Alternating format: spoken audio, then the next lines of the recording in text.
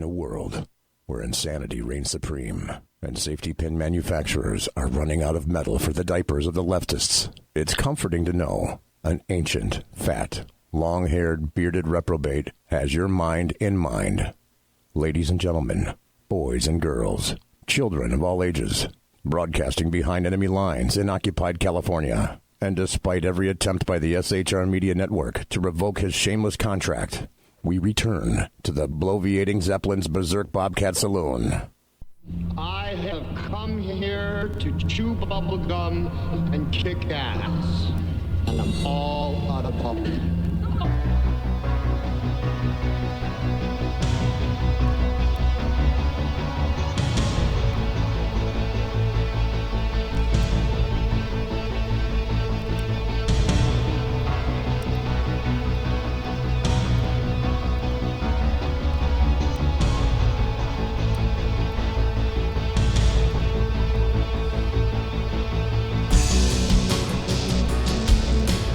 Ladies and gentlemen, boys and girls, children of all ages, welcome to the bloviating Zeppelin's Berserk Bobcat Saloon radio show, live and direct right here on the SHR Media Studios, where I am broadcasting behind enemy lines in occupied California.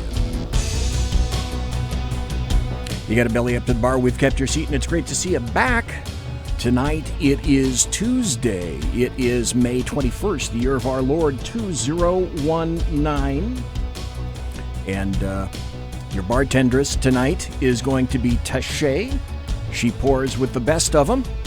And the lava lamp is again on. It's not quite percolating like it could and should. Well, that's okay. Because basically what that means is you can you can listen and chat at shrmedia.com.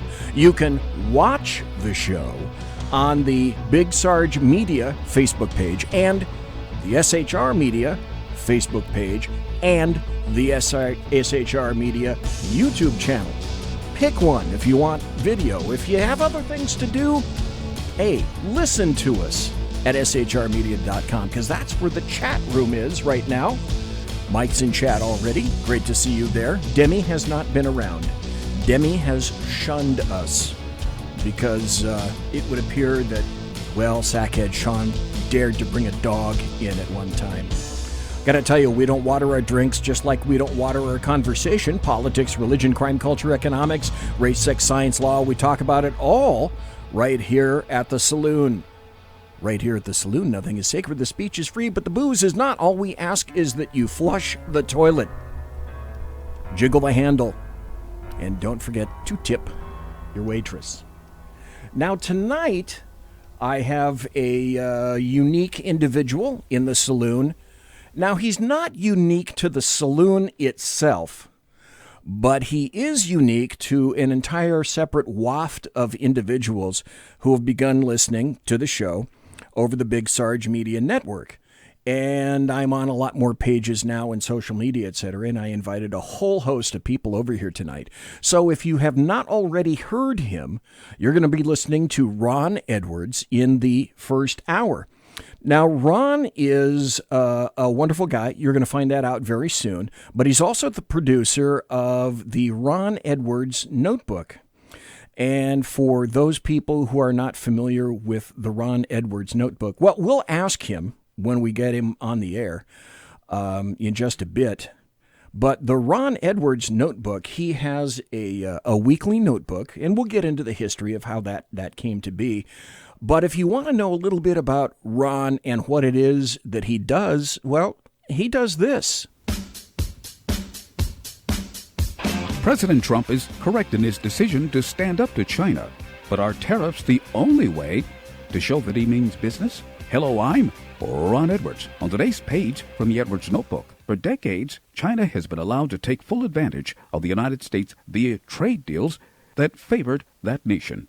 As a result, China has imposed unfair tariffs against U.S. products since the 1980s. The Chinese government is predatory in its ongoing efforts to steal intellectual property and harvest the fruits of freedom while imposing a brutal communist dictatorship over the Chinese people and threatening Taiwan. Yes, tariffs are a good way to hit back at China. I believe that slapping a huge carbon tax on every single product China exports to our republic would not only contribute to the reduction of the trade deficit, but also bring more needed attention to China being the number one polluter of the Earth's environment, whether it's plastics in the ocean or unchecked burning of dirty, unfiltered coal. So keep up the good work, Mr. President, and also utilize a carbon tax on Chinese products, and use the surplus to help our U.S. farmers. I'm Ron Edwards. Join me Fridays at 4 p.m. Eastern, 1 p.m. Pacific on AmericaMatters.us, and catch a page from the Edwards Notebook on our newest affiliate Saturdays on AM 1600 WAAM, Ann Arbor, Michigan. Sponsored by David E. Garrett Jewelers. So that's Ron Edwards. You got a little bit of a taste of him right now. So now I want to do the official introduction for a lot of people who have never heard Ron Edwards before, and so I definitely have the very unique distinction of speaking to a man who is definitely no stranger to radio. We'll get into that. Now, he can be found on his own show. I want to give this out first, the Ron Edwards Experience, and Ron, you correct me if this is incorrect. Fridays at 4 p.m. Eastern, 2 p.m. Central, 1 p.m. Pacific, by way of KCKQ AM 1180. That's AmericaMatters.us on SHR Media, and also Sunday midnights on Talk American Radio and Spreaker. And the Edwards Notebook Commentary is daily via AM News KCKQ again, AM 1180 in Reno, Nevada. And oddly enough, that's not far from where BZ happens to have his cabin, his very own cabin in the Sierra Nevada mountains off of Interstate 80 at the 4,000-foot level. So welcome, Ron Edwards. Are you there, sir? Yes, I am, and thank you for the invite, and it's great to be with you again. Now, you're the producer and you're the host of the Edwards Notebook. It is syndicated, and if I'm not mistaken, you've increased your exposure.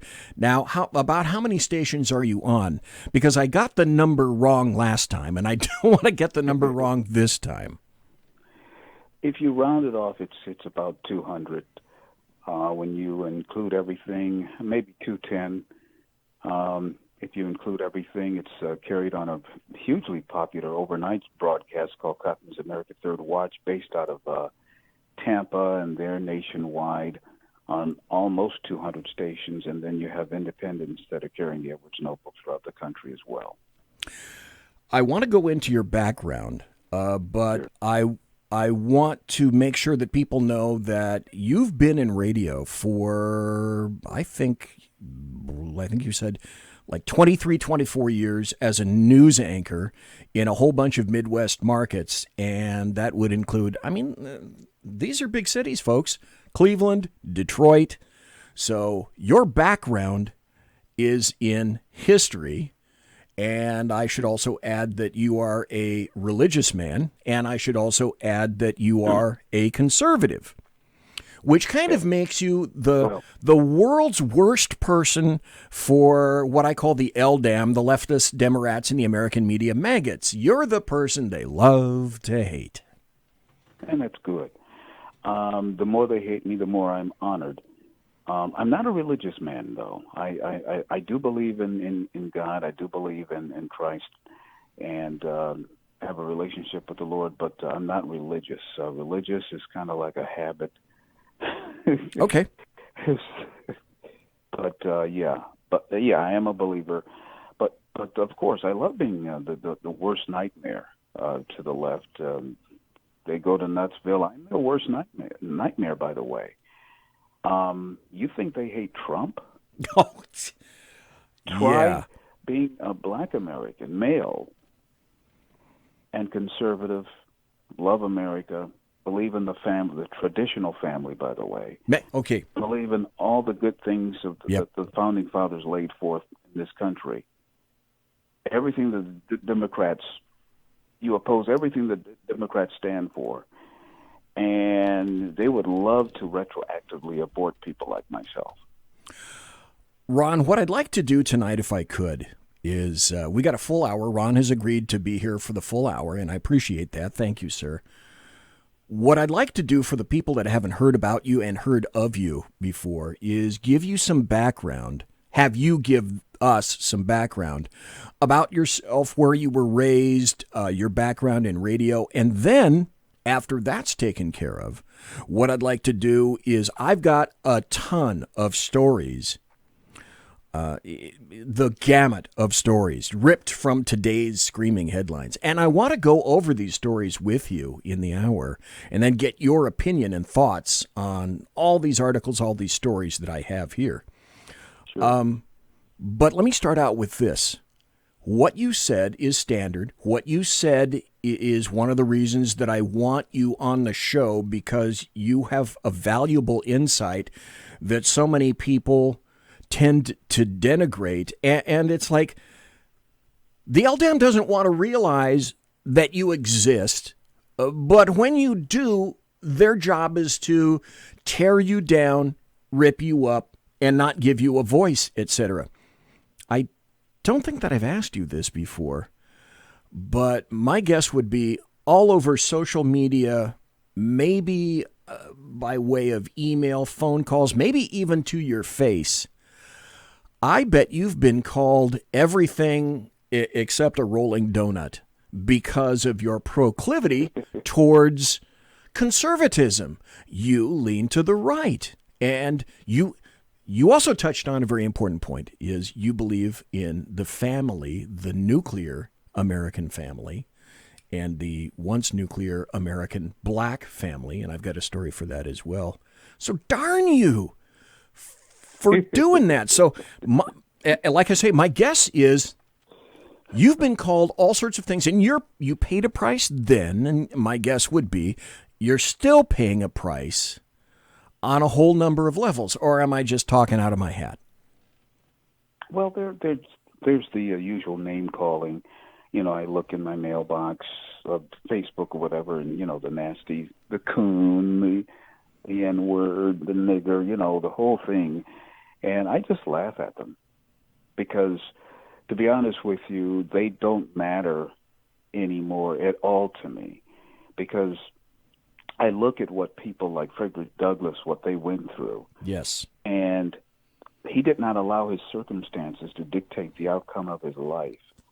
And people today who would rather sit down and call names, kiss the backside of the golden donkey, and follow the dictates of these leftist, racist whites, to me, they're nothing but a gaggle of fools who need to be ignored themselves. And so I try to align myself as best I can with those who appreciate this country, appreciate the family, appreciate the concept of equal opportunity as opposed to equal results, and try to leave behind a better nation than one we were born in.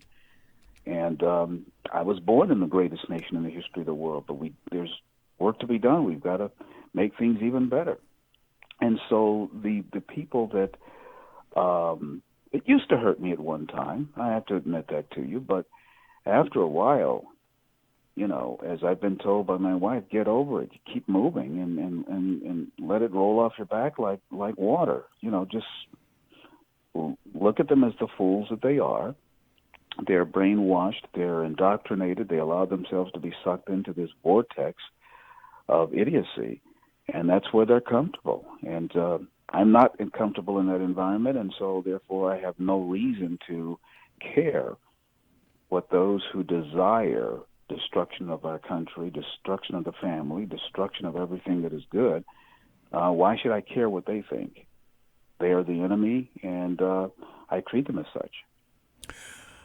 You know, by saying they're the enemy, I think you would probably, maybe 2 years ago, 3 years ago, maybe pre-2016, you would have given a lot of people pause by classifying a certain group of people as the enemy. In 2019, I submit, folks, it's a different time, it's a different era, it's a different year. I've had Kurt Schlichter on here. He calls himself and everybody militant normals. In other words, Ron, I love that. we are the normal people. People listening to your show are the normal people. People in the chat room right now. Thanks, Mike, Jack, John, and 3 others who are not in there yet, who have not pulled out, but are just, hey, they're inhabiting the chat room. That's great. Love to see you.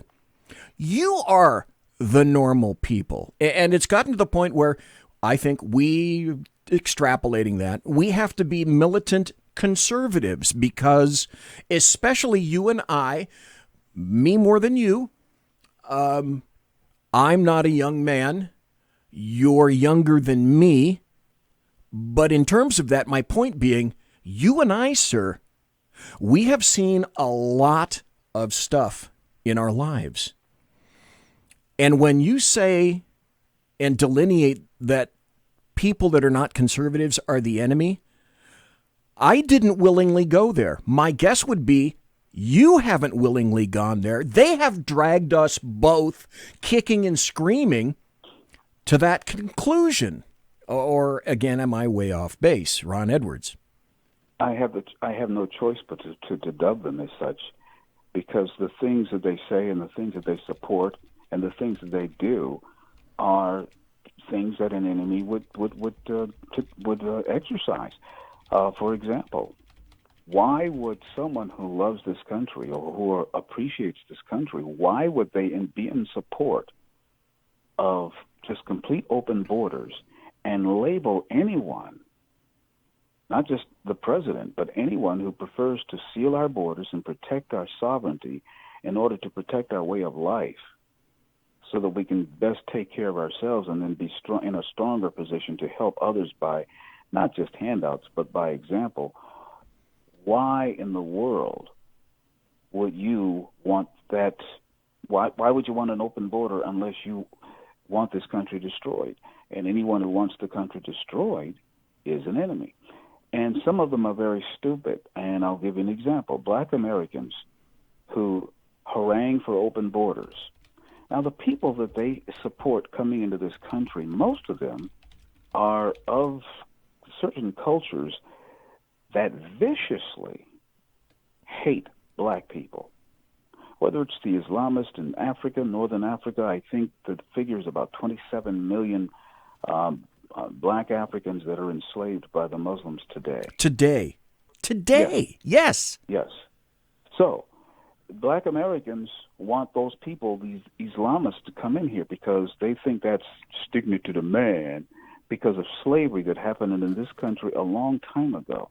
And these idiots don't understand, or they refuse to recognize. Some of them do understand, like Michael Dyson, I think that's that idiotic professor, who proudly just rails against this country and calls for reparations. Well, reparations to whom?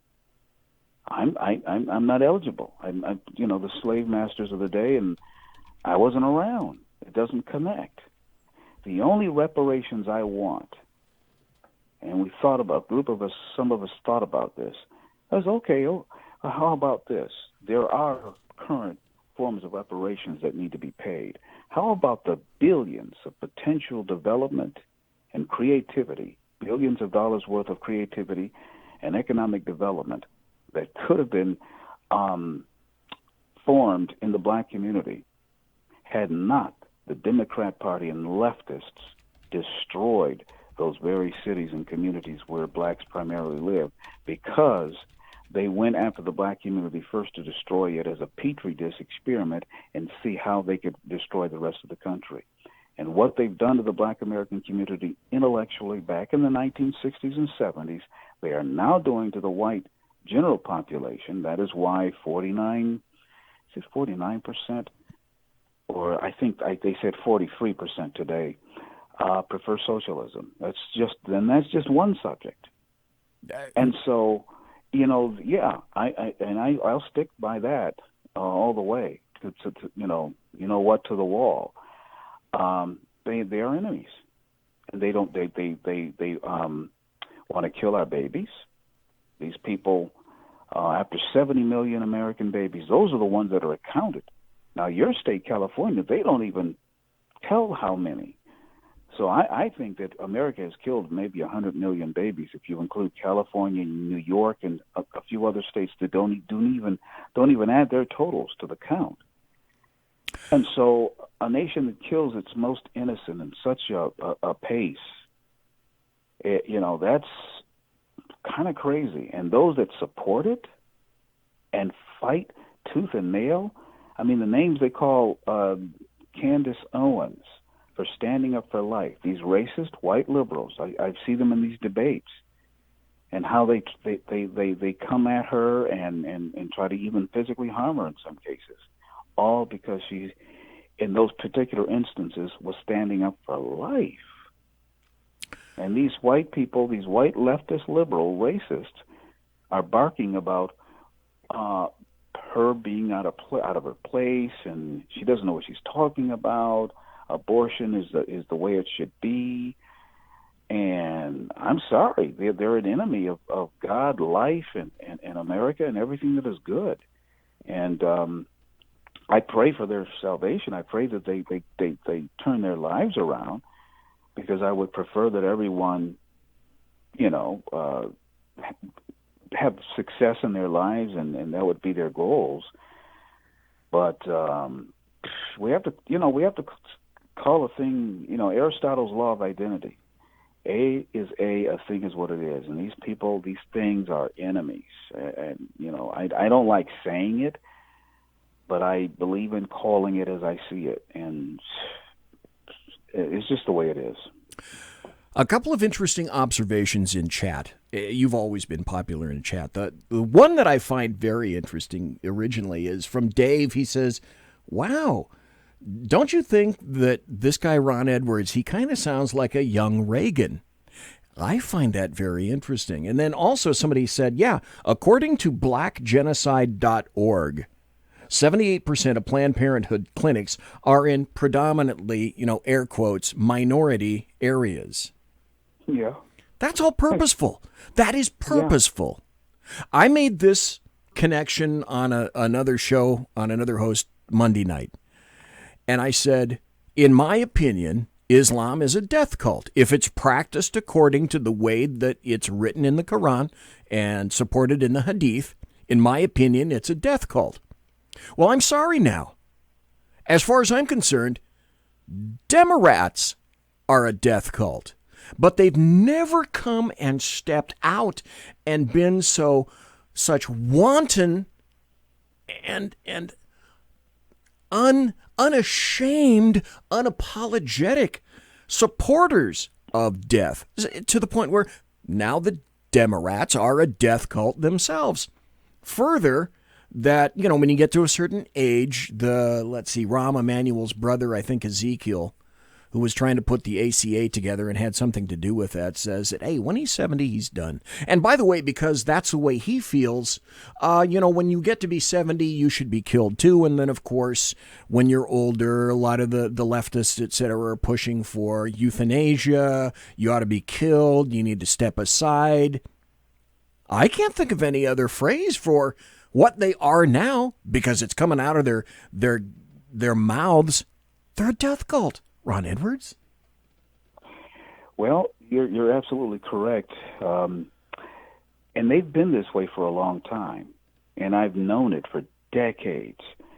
And the good thing, if you can believe it or not, is that they are so emboldened to come out. They're exposing what some of us knew that they always were. Because if you check the history of the Democrats all the way back to Andrew Jackson, they've always been on the side of destruction. The only exceptions were when Andrew Jackson, he secured Louisiana, when FDR led the charge during World War II, when John Kennedy wanted to lower taxes. I mean, there are exceptions to every rule, but for the most part, and Hubert Humphrey was a well-meaning chap as well. But for the most part, Democrats are and have been enemies from within. They're on the other side. They're on the side of oppression in every form, all the way from the days of slavery to the days of overregulation and overpowering government into our lives, and whether it's through taxation, regulations, you name it. They're on the side of even running companies in an inconvenient manner. They're just pains in the butt, man. They're just but the good news is that because they have so gone to Nutsville, we the people, more and more of us are waking up. They're like a slap, and I said this about Ali Obama when he was elected. They're like a slap across the face of America, and they're waking more and more people up. You have people from different areas of society. More Christians are out there working and praying and doing positive works, and quietly, more people are waking up and starting to get involved in their school systems and their local boards of education, because where it all begins, my friend, and where it ends is where and how the young people are taught, because whatever is taught to one generation dictates the direction the nation takes in the next. And so if we do not stop this mad circle, the way to stop this mad circle is to, get in there and block up what they're spewing into the young minds of the people. And those, while the battle is going on, more and more people are taking their children out of school and homeschooling them. And if there are any good private schools left, they're checking those out. And so there's a huge remnant of Americans now that it's enough. The numbers are big enough to save this republic. It wasn't the majority of people that fought against the British. It wasn't the majority. I think that at the tops it was 13%. And 3%, I think, were actually involved in the struggle physically. So, at least 40 to 45 to 49% of Americans are in favor of restoring this republic today. So I think the odds are in our favor. And if you notice how investigations are starting to occur, and you notice how they're starting to tattle on one another, and the rope of justice is just being woven. It's not around their necks yet, but it's being put together, and they're seeing the gallows being nailed together, and they see their day coming. This is why Crazy Nadler and all those evil people are trying to keep throwing all this malarkey at Trump and Trump Jr. and all the other officials. They're trying to drag in for these show trials or these show meetings, just to keep the people thinking that there must be so much garbage with the Trump administration. Oh, walla walla. There must be so much wrong with him. And that's what they're trying to convince the American people. And it's all bull capital S with a hit.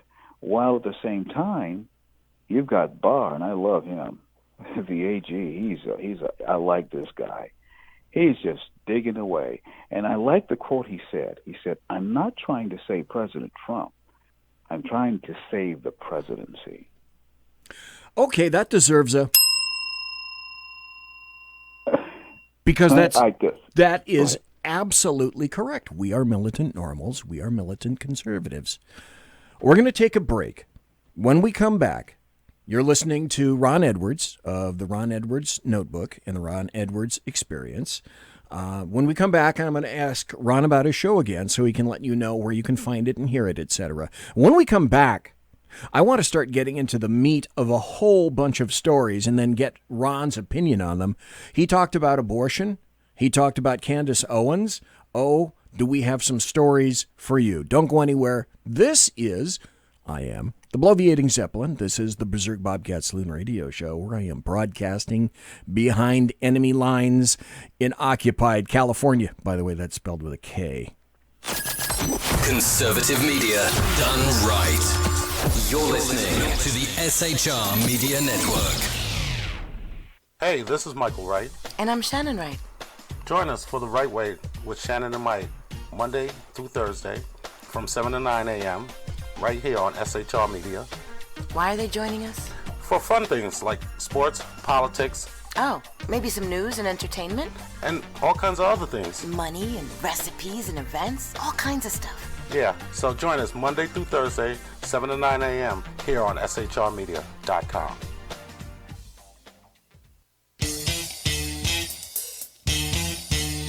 From a public locker inside a dilapidated Long Island rail station comes a show designed to piss off liberals using truth, facts, and ridicule.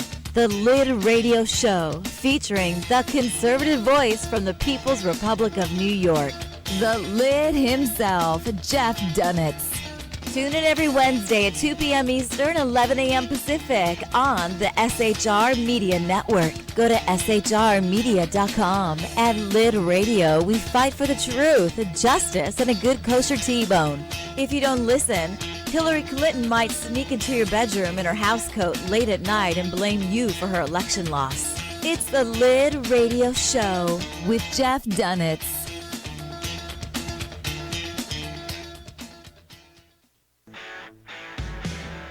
Hey girls, Carry Girl Gear is here. More and more women every day are concealed carrying, participating in competitive shooting, and getting firearms training. It's not a boys' club anymore, and we don't have to shop in their stores anymore either. Finally, a cool and unique clothing line just for women. Dope tees and hats for the patriotic concealed carry and 2A girl. So what are you waiting for? Go check out carrygirlgear.com today. It's your business diva here, Melanie Collette. I am inviting you to a front row seat as I discuss some of the most intriguing details of wealth and finance with today's movers and shakers in the world of business. Listen in and discover financial truths on a global, domestic, and household scale. Uncover topics that will impact your wallet today and in the future. Money Talk with Melanie airs Monday through Friday, 5 p.m. East, 2 p.m. West, right here on SHR Media and High Plains Pundit Talk Radio. You can't afford to miss it.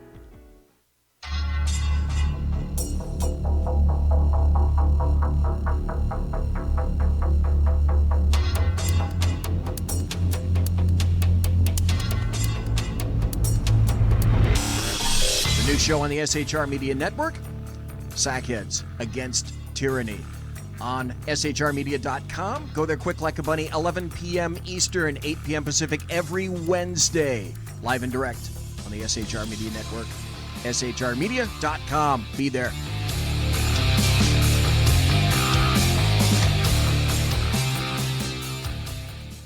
For 50 years, I've seen the American people blinded by corrupt politicians, a lapdog media, and deceptive Islam.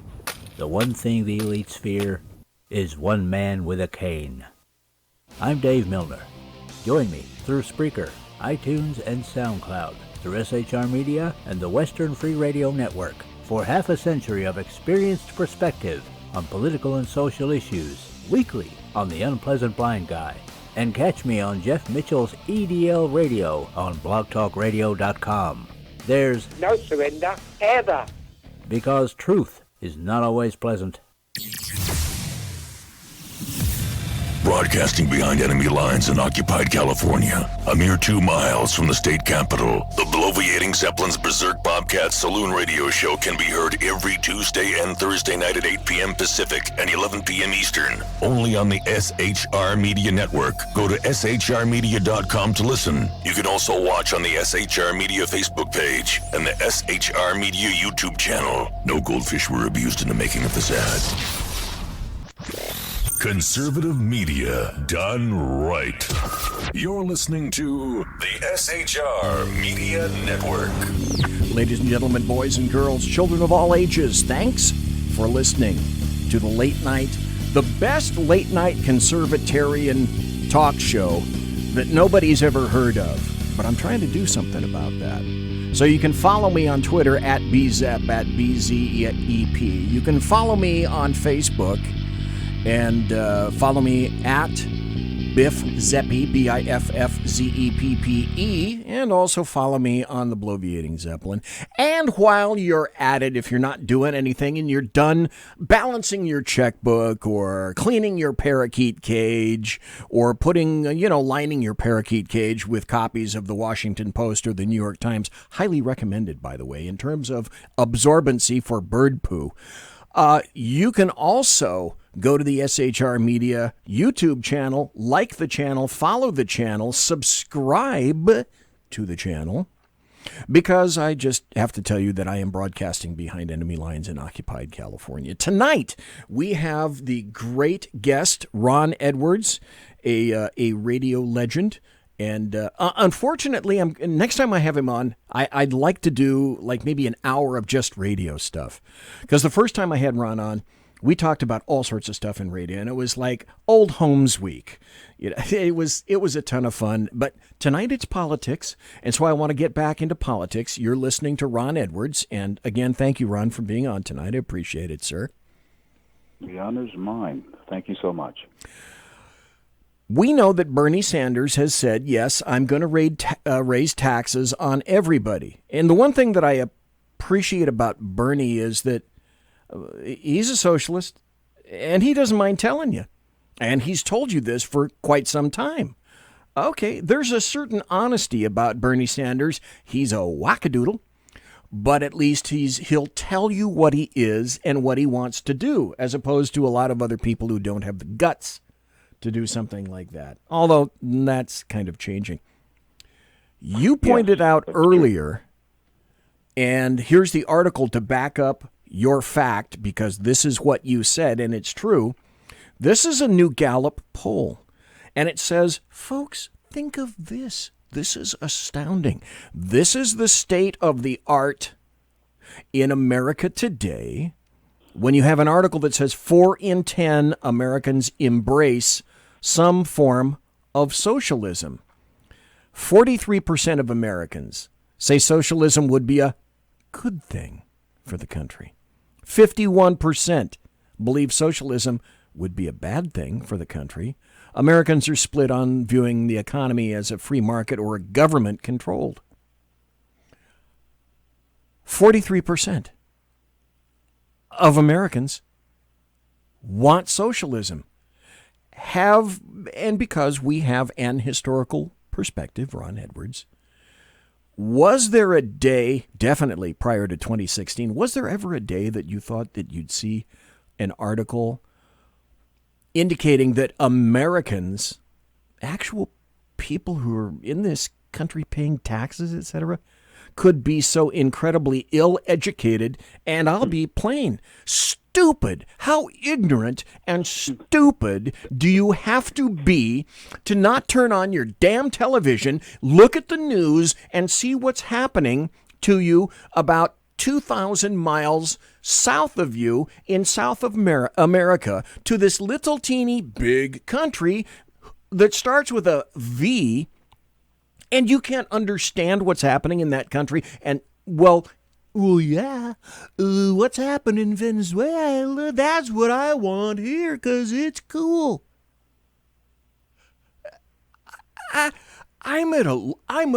Ron Edwards, I'm at a loss for words. What the hell? You know, it's one thing I learned the hard way is that I was very naive when it came to this country, as was my father, as was Ronald Reagan. I was brought up to believe that as great and as wonderful as this country would be, the majority of the people would want to maintain what we have and build upon it. Ronald Reagan went to his grave believing that America's best days are ahead. And I still believe that, because I think that because things have become so in our face that there is the fight going on now, and we are going to ultimately win this thing. But we are witnessing the outcome of what has been going on for several decades, and it's called the building of bitterness. And what the left, white racists have done, it started, with their experimentation with the black American community, was to convince them that they're nothing but victims and that no one likes them. And of course, they indirectly put the black male down. They broke up the family, took away male authority in the minds of the females, And there you have a broken family, broken society, part of society. And these people, there are people that I've conversed with, even some that are educated. Okay, I'm sorry, highly indoctrinated. They're university fools. And they prefer the destruction of this country through socialism over the prospect of building a better life through equal opportunity, because they are so ensconced in deep, bitter hatred for the country that supersedes their desire for a better life. Because if we fight, as Frederick Douglass told us to do, for what is right concerning economics and all the good principles, and we're left alone by big government, as Frederick Douglass used to beg the liberals of his day, leave the black people alone, we'll be fine. But do not coddle us and all that. Just don't discriminate against us, but don't coddle us either. Don't smother us. Well, the white liberals always wanted to be in control of the black community, and since they couldn't physically enslave them, they figured out by the 1920s how to enslave them mentally. And therefore, they're still under their control and under their knuckles, under their dirty knuckles. And therefore, what you have today is the same dumb, and they're dumb and dumber. You have a population that on one hand says, I don't like the white man. White man, we don't want, we're tired of the old white man and the Democrats. We don't want them no more. Well, who is it that they're supporting? It's Uncle Joe, or as the Trumpster calls him, Sleepy Joe, and Crazy Bernie. Those are the two top Democrats. It's not Kamala. It is not Spartacus. It is not the woman formerly known as Pocahontas. It's none of them. They don't have it. And this new guy, Booty. What Booty? I call him Butt Gig. I mean, that's the way that's the way his name looks like it's pronounced. So it's Butt Gig. But you're right. It's all Caucasoid territory. So where's this great unanimity amongst the Democrat Party, and we're propping Joe Biden? Yeah. Hairplug Joe Biden is who the Democrats have apparently decided they're going to throw their support around. I want to go to this article because this you mentioned, and I'm with you. I'm 100% with you, Ron Edwards, on this. I think our future is going to be a lot better than it is now. I think you kind of have to reach a bit of a bottom so you can see that the only thing left is to look up and see the top. You had to have a Carter before you got a Reagan. Only Nixon could go to China, and I'm mixing. I can't think of any more metaphors. But here's a positive thing. They got excoriated for it, of course. The Alabama State Senate just passed a near total abortion ban in a direct challenge to Roe v. Wade. Okay, I guess they took that darn 10th Amendment to heart.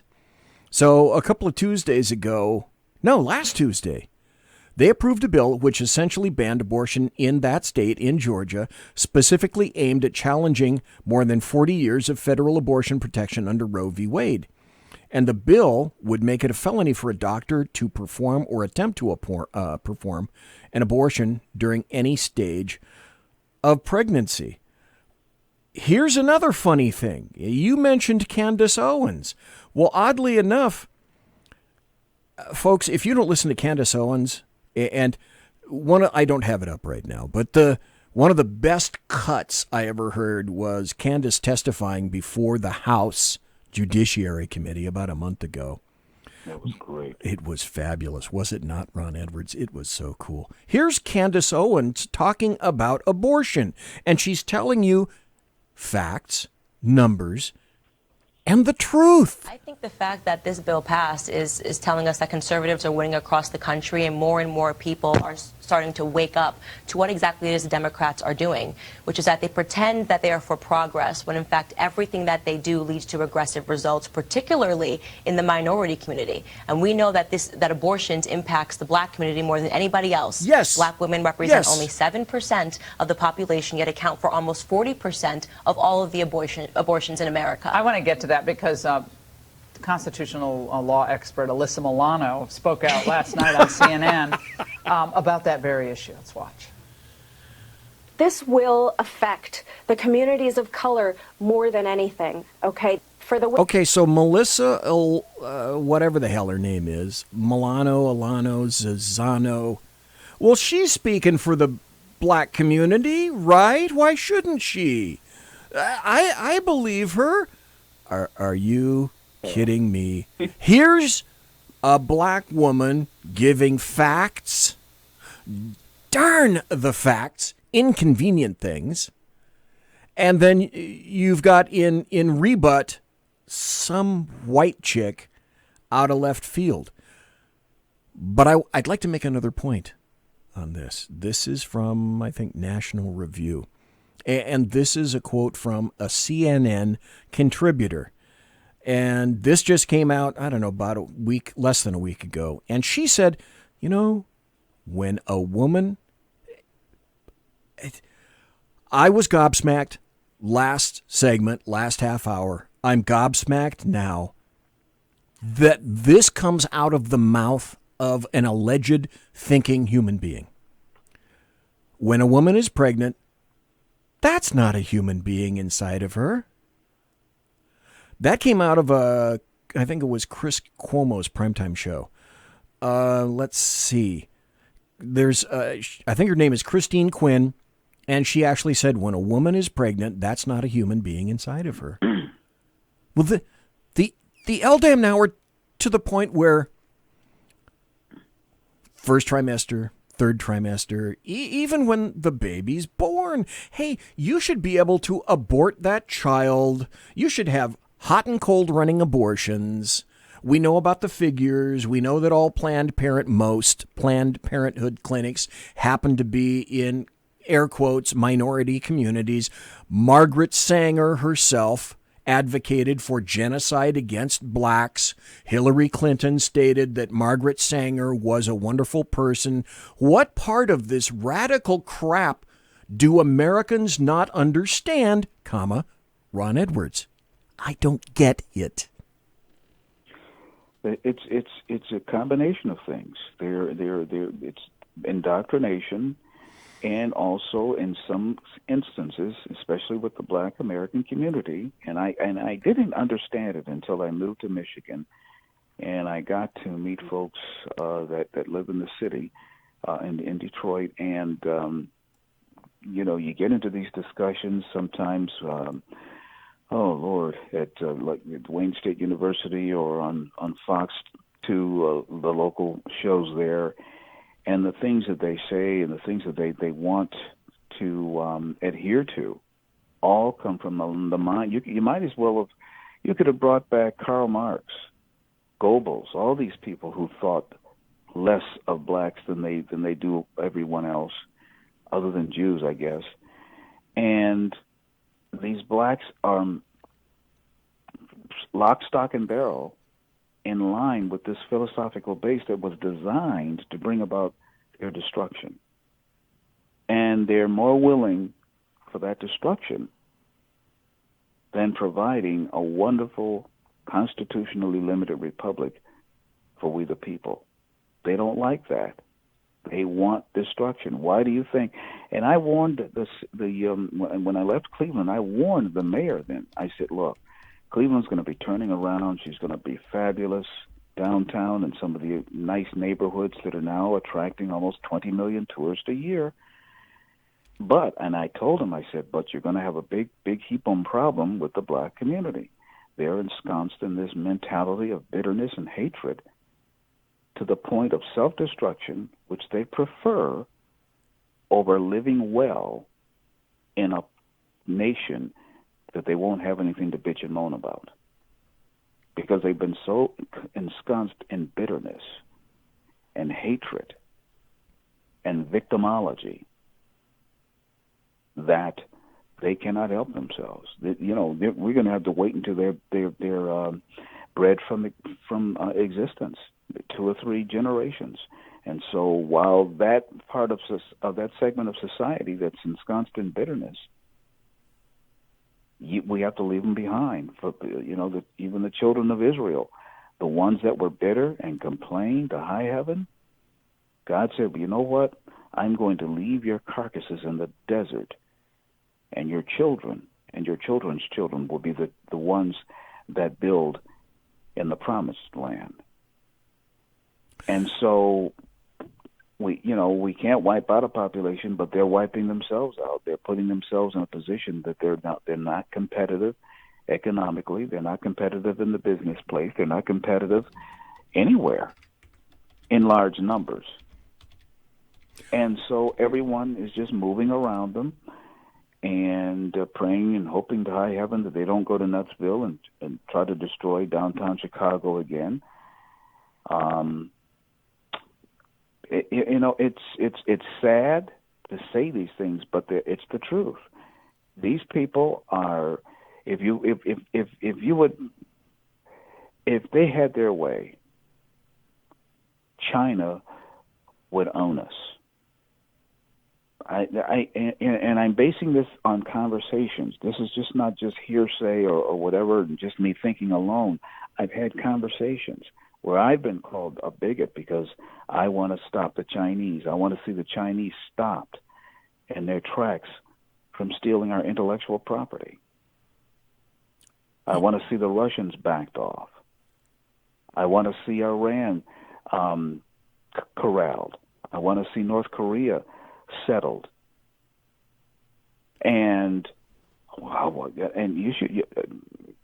I'm telling you, the comments that I've received for wishing these things, just those simple subjects. Therefore, anything that is an enemy of destruction to this United States, whether it's an evil policy out of D.C. or an enemy that they're allowing into our border or allowing to steal our intellectual property.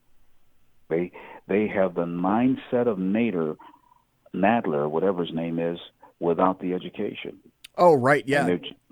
Jerry, I call him Jerry the Hutt Nadler. He looks like me. Oh, man. Does he not? Ron Edwards, does he not? I mean, listen, I'm no slouch at food, but my God, man. Jerry the Hutt is facile with a knife and fork. I can only conclude that. Hey, Ron Edwards, there's an individual in chat said, hey, please ask Ron whether he thinks the left wants to make it as if the American Revolution never happened, because that's what I think. Oh, absolutely. Not just that. They want to wipe out all of America's great history. And they want to exaggerate the bad rather than, if you want to tell the truth, tell the truth.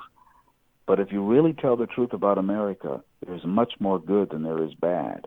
Oh, heck yes. Oh, my God.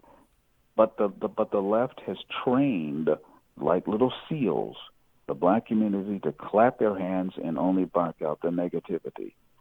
And unfortunately, the majority of white young people are coming into that fold as well. And I've always said for years, I said, my God, I pray that the day does not come that the majority of young whites will take on the mentality of the black community against this country. Because if that happens, and those are the voters, oh my God, we're done. But I believe that there's going to be a seismic shift in our nation. That's why Trump was elected, and there's going to be some reverberations in this country like you would never believe. And I don't think we're going to go down as far as a lot of people think. I think there's going to be some shaking. There's going to be some justice. Finally, the long arm of justice is going to be corralling certain people. And I think it will go a lot higher than many of my fellow pundits believe. Many of them think that it's only going to go to the level of lynch, that level, Lynch and that crowd, Comey. I think it's going to go higher than that. I really do. Because the evidence is there that Ali Obama was orchestrating a lot of this crap that was going on, and as far as the FISA and all of that, and that makes Watergate look like child's play. Nothing. It makes it look like nothing. Ron Edwards, you'd have to believe that Barack Hussein Obama is an ignoramus, and that he himself is not politically facile, that he doesn't know what he's doing. Is there anybody that thinks that Barack Hussein Obama is an idiot? Now, you may disagree with his policies, and I couldn't care less about his paint job, but it was his policies that were fundamentally changing America. But does anyone think that he's actually stupid? I submit he's very plotting and planning. Do you think, Ron Edwards, that Barack Obama could have sat in the Oval Office and not been completely 100% aware of what was happening over at the DOJ and the FBI, and that we can't find his fingerprints on the knife just yet, but we already have an email trail into the Oval Office? I can't help but think, just like you said, all these folks, they're hearing footsteps, Ron. Oh yeah, they're hearing nailing. They're hearing nailing of the apparatus to politically hang them. There's going to be some things going on, and they got the perfect guy, Barr, to really go after him. I just pray for his protection, because many people that have dug around, they all committed suicide. Yeah, funny how that works out. But I really do think that I really questioned the intelligence of anyone who told me that they thought that Ali Obama was an idiot or a dummy. No, he is far from that. He is very, very far from that. I couldn't get it. I just how can you put Obama and idiot together in the same sentence? You cannot be that evil and be stupid. You just can't. The man is well read. He knew what he was doing. He's a great orchestrator, but he's an orchestrator of evil. And none of those people, very few of them were really dumb. And that's why they were able to get away with so much damage. If the United States wasn't as great as she is, and she had been an average nation, our goose would have been cooked. We would be on our way to being the big Venezuela. Oh, hell. We would have tipped over like Hank Johnson's Guam. We would be upside down right now. We would be capsized like that poor island nation of Guam. Okay, Ron Edwards, one final question before we wrap it up for tonight. Actually, two questions. The first immediate question, as far as I'm concerned, is, hey, I would love to have you back. Would you come back sometime, sir? Please, anytime. Okay. I love your show. I listen to you when I'm not on there, and I love what you do. I'm honored every time you invite me on. And number two, can you put on the Ron Edwards official cap, one each, and toss out what you think is going to happen for the rest of 2019 and what perhaps you see for 2020? I think there's going to be some tumultuous stuff coming. But anyway, to kind of wrap things up, what do you see for 2019 and what do you kind of think about 2020? Well, I see efforts to destroy the economy, or not to destroy it, but to make things go down. And the economy may slow down a bit, but I don't think it's going to be as calamitous as certain people want it to be, so that the Trumpster would be not elected in 2020. By the way, he's going to be reelected. I'm just going to tell you that right now. Oh. He shall be reelected. Oh, hell yeah. And you're going to see a resurgence in this country in all facets of her existence. Everything, from our education to our military to everything. There's going to be a revival in this nation of patriotism. There's going to be a revival in the quality of education, because the people that love this country are going to start rolling up their sleeve and fighting back in their metron. Teachers, people are going to start reaching out to the young and teaching them the truth. You're going to see more business and entrepreneurship, things taught to the young, more trade skills being passed down, so that we can rebuild this country. One thing that I'm very concerned about, and I know it's only symbolic, but I think it's important in a way, two things. When it comes to economics, and you look at Dubai and Singapore, and you see these super tall buildings that dwarf the Empire State Building.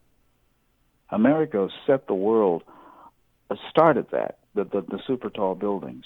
Now we act like, oh, we can't do it. We're too poor. We don't even have that vision of greatness anymore. That's coming back. It is. It's going to come back in our architecture. We're going to be very creative again. You're going to start seeing new technologies in automobile, good stuff, not this driverless stuff that crashes. But you're going to see good stuff. You're going to see good stuff in medicine. You're going to start seeing honest health care, which is different from medical care. I don't want medical care. I want health care, which means you're personally responsible for your health.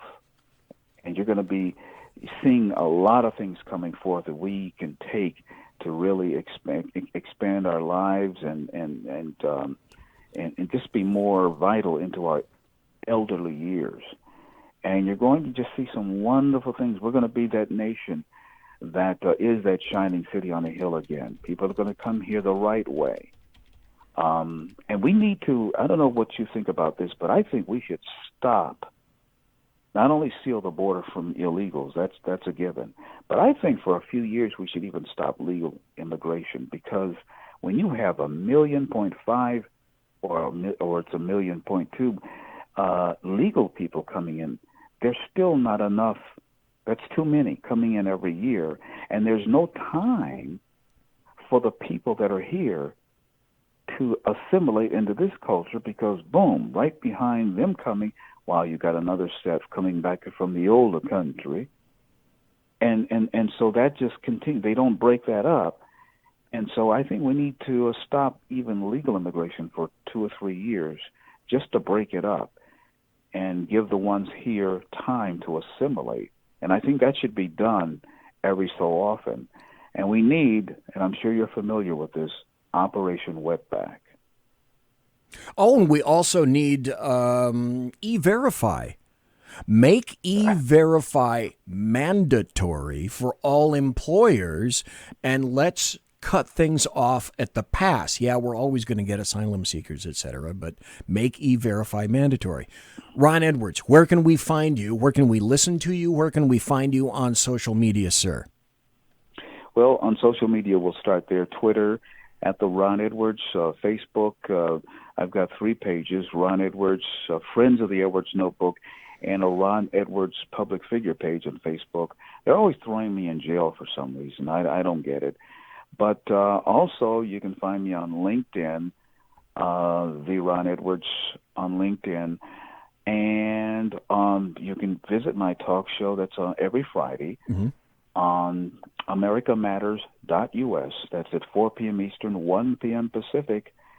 And also, the show replays on KYAH, that's AM 540, that's in Delta, Utah, Saturdays at 6 p.m. Mountain.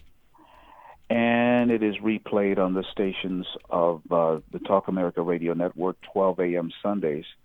And also, the Edwards Notebook is heard all over the country from sea to shining sea via the Captain's America Third Watch overnight broadcast, and also on independent stations around the country. The newest being 1600 AM WAAM, Wham Radio in Ann Arbor, Michigan.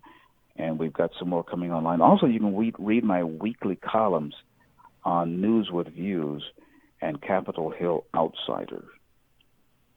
Okay, not like you can be found everywhere and heard everywhere. Ron Edwards, sir, thank you ever so kindly for being here tonight. Folks, when we come back after the break, I'm gonna go over a couple of very interesting audio cuts from AOC, brain-glazingly ridiculous audio cuts. And then we're going to go into a couple of happy stories, a couple of other stories, and then I'm going to throw it open to Open Line Tuesday. So I am the Bloviating Zeppelin. You can hear me right now on shrmedia.com, Big Sarge Media, and SHR Media Facebook pages, SHR Media YouTube, and go to shrmedia.com where you can listen and chat and do your checkbook, balance that all at the same time. We'll be right back. Conservative media done right. You're listening to the SHR Media Network. Hey, this is Michael Wright. And I'm Shannon Wright. Join us for The Right Way with Shannon and Mike, Monday through Thursday, from 7 to 9 a.m., right here on SHR Media. Why are they joining us? For fun things like sports, politics. Oh, maybe some news and entertainment? And all kinds of other things. Money and recipes and events, all kinds of stuff. Yeah, so join us Monday through Thursday, 7 to 9 a.m., here on shrmedia.com.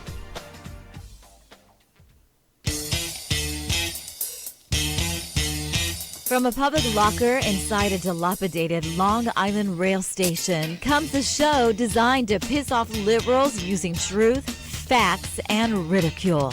The Lid Radio Show, featuring the conservative voice from the People's Republic of New York, the Lid himself, Jeff Dunitz. Tune in every Wednesday at 2 p.m. Eastern, 11 a.m. Pacific on the SHR Media Network. Go to shrmedia.com. At Lid Radio, we fight for the truth, justice, and a good kosher T-bone. If you don't listen, Hillary Clinton might sneak into your bedroom in her housecoat late at night and blame you for her election loss. It's the Lid Radio Show with Jeff Dunitz.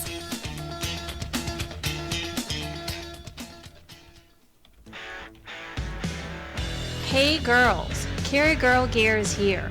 More and more women every day are concealed carrying, participating in competitive shooting, and getting firearms training. It's not a boys' club anymore, and we don't have to shop in their stores anymore either. Finally, a cool and unique clothing line just for women. Dope tees and hats for the patriotic concealed carry and 2A girl. So what are you waiting for? Go check out carrygirlgear.com today. It's your business diva here, Melanie Collette. I am inviting you to a front row seat as I discuss some of the most intriguing details of wealth and finance with today's movers and shakers in the world of business. Listen in and discover financial truths on a global, domestic, and household scale. Uncover topics that will impact your wallet today and in the future. Money Talk with Melanie airs Monday through Friday, 5 p.m. East, 2 p.m. West, right here on SHR Media and High Plains Pundit Talk Radio. You can't afford to miss it.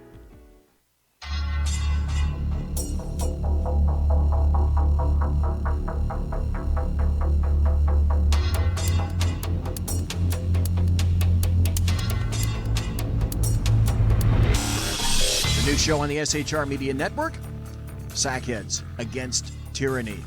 On shrmedia.com. Go there quick like a bunny, 11 p.m. Eastern, 8 p.m. Pacific every Wednesday. Live and direct on the SHR Media Network. shrmedia.com. Be there.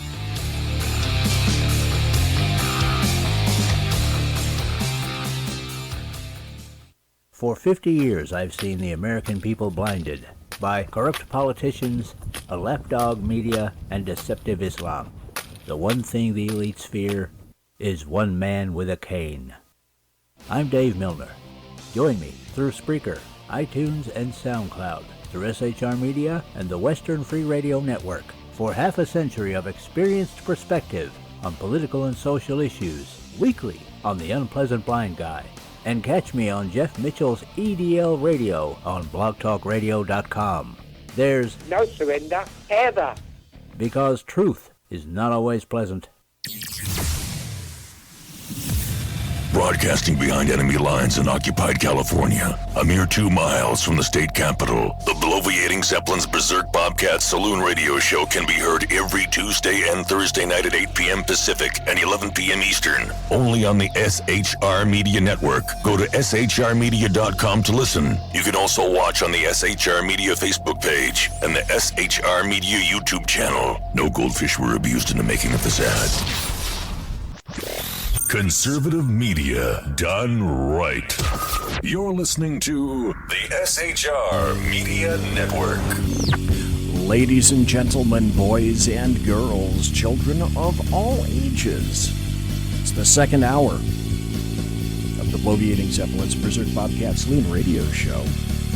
Live and direct right here at the SHR Media Studios, where I am broadcasting 2 miles east of the belly of the beast, the Bill Mill, the locus of evil on the entire left coast, the Capitol building in Sacramento, Fornicalia, at 10th and L Street, where late at night, as I'm leaving this domicile, and I open that door right over there, I'll be hearing the death knell, the cries, the euphonious wails of, not whales, W-H-A-L-E-S, whales, W-A-I-L-S, and not Wales, wait, W-A-L-E-S, which is north in the UK.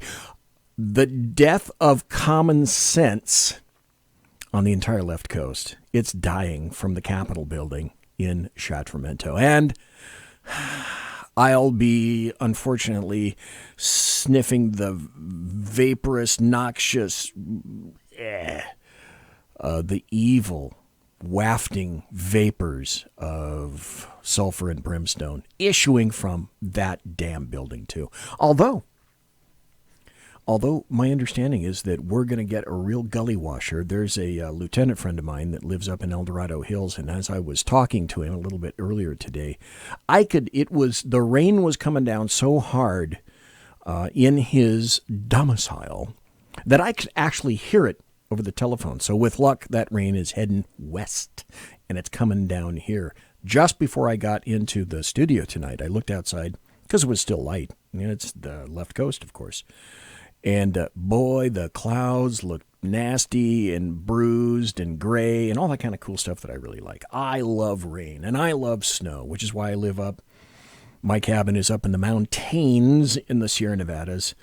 And rain, liking the rain. Well, California's been in a drought for a long time. Now, anybody that thinks that AOC is a brilliant lady, okay, maybe you ought to listen to this. I am told this is a garbage disposal. I've never seen a garbage disposal. I never had one in any place I've ever lived. Mm-hmm. It is terrifying. I don't know what to use it for or what its purpose is. Yeah, listen to this. Like food scraps? Like, is this environmentally sound? Is it environmentally sound? That's the first thing she's concerned about. Not what is it? Not, I guess I shouldn't stick my hand down there, but is it environmentally sound? I don't know.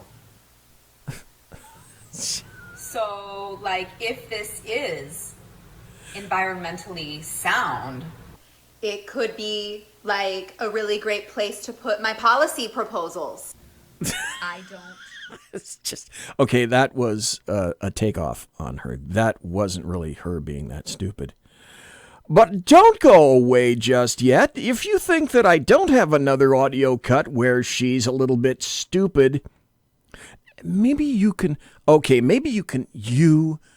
listening right now, listening in podcast, being in the chat room, maybe you guys can explain this to me, because she said colonial cauliflower in community gardens makes minorities avoid environmentalism. Number one, that's a mouthful to say. And number two, what the hell? What? Okay.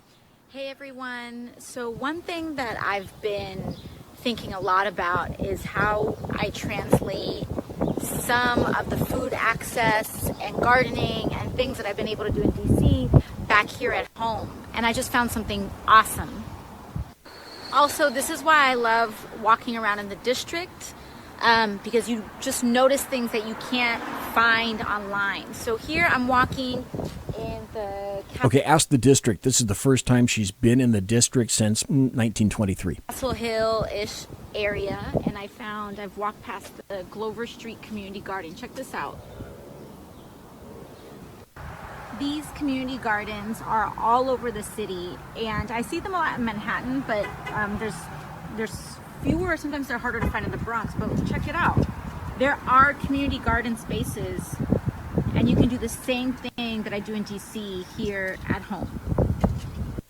What I love about this one is that it's an entire community space. Check it out. You got the barbecue, you got the grill, you have places to sit, and you have the garden beds. Right. So here's the next event that's happening right here in the community. It's next Friday. It's hosted by Teatro Sea, and it's a mask making workshop, which is so beautiful because it incorporates that cultural element. You know, mask making has really important roots in the Caribbean, indigenous, and African ancestry of so many of the communities that live here. So that's amazing. Right. Here it is, and here's what I loved here too.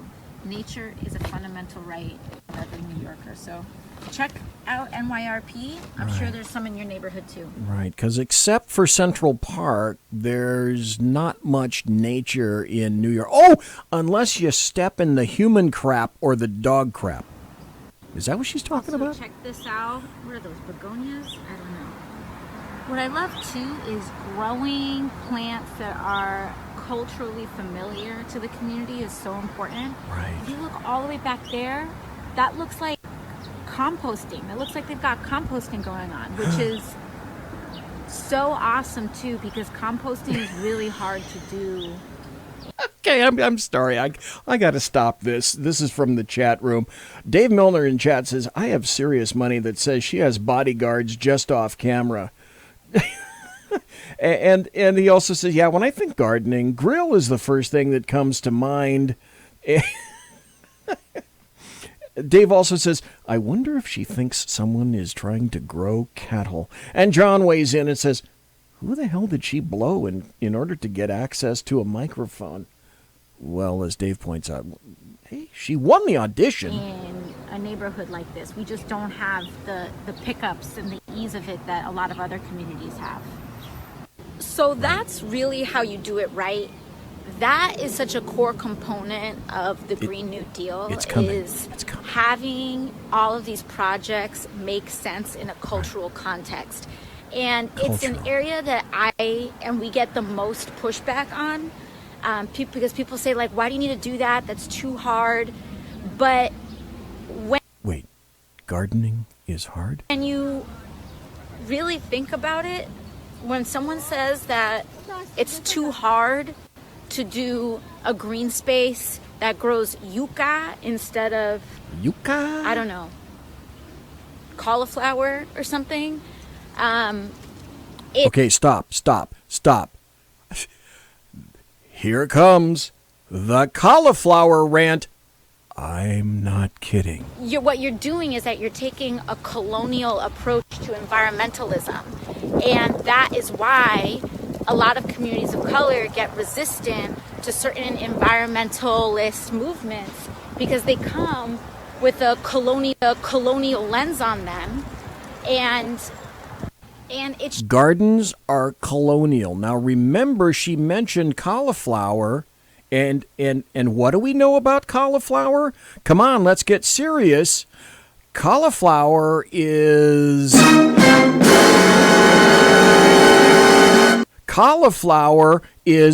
white. It should be no surprise that that sometimes a lot of these projects don't work out occasionally, because our communities are naturally in tune to live in an environmentally conscious way. You know, a lot of us are 1 or 2 generations removed from living off the land. My family in Puerto Rico in many ways lives off the land.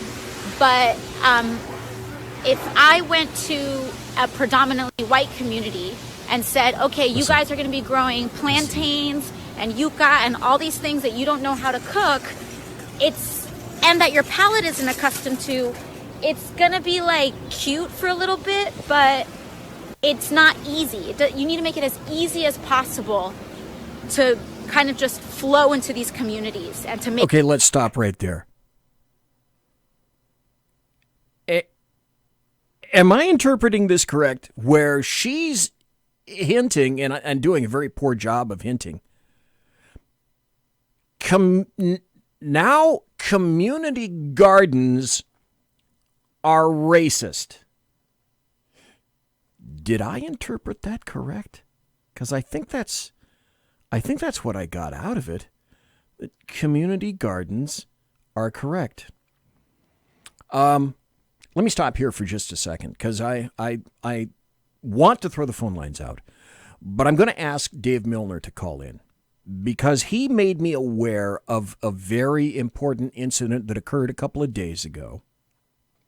And I have the article out right now.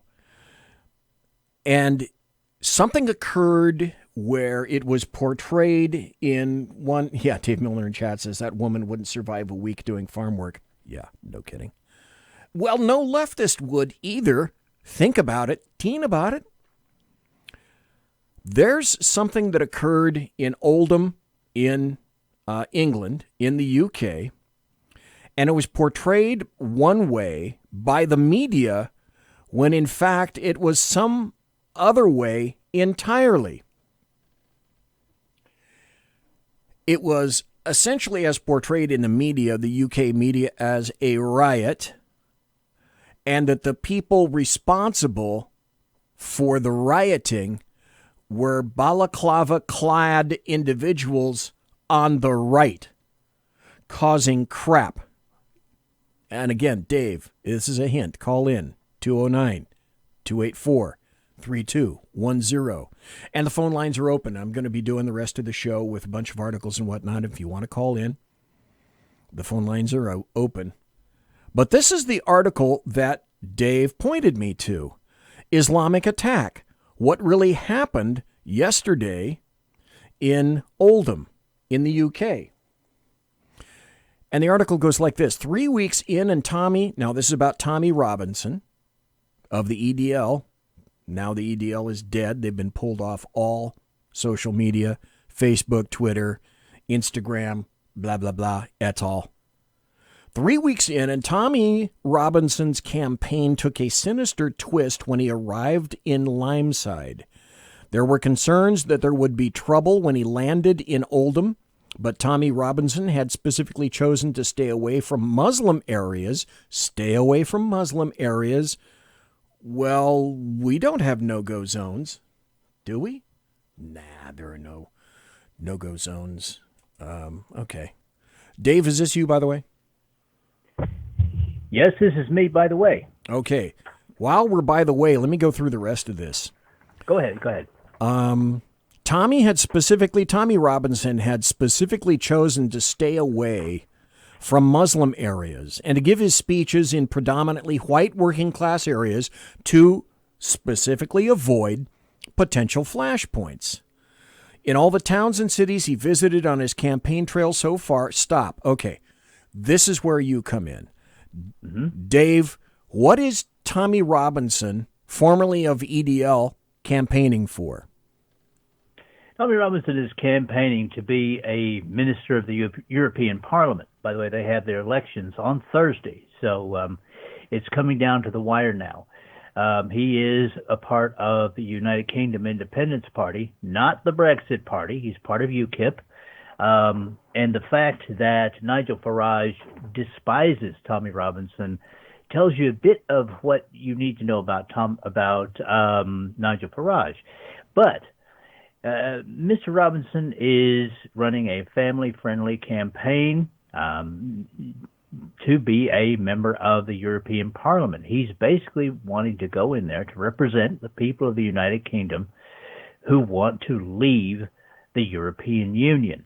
And if that's not possible, he wants to be in there to make sure that there is as little new regulation as possible put on the UK. And there is a lot of enthusiasm for his campaign at this point.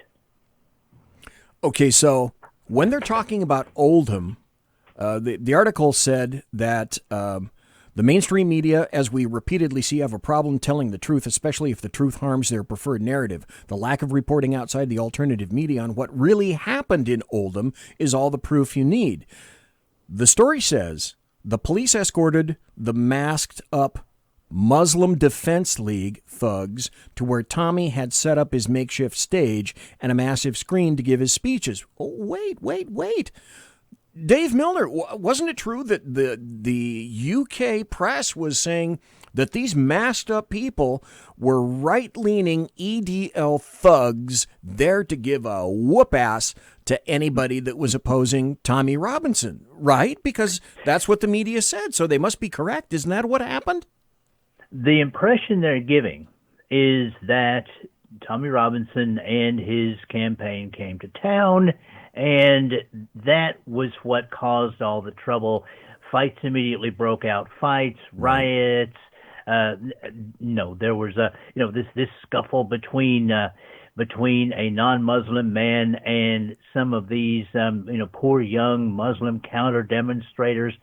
What it was that those poor young Muslim counter demonstrators, about 6 of them, were giving one non-Muslim man a beatdown. Now, this needs to be clarified. You can go to tr.news and find this video. It starts out with "Watch what really happened." Okay. As you said, the police escorted these balaclavaed people in.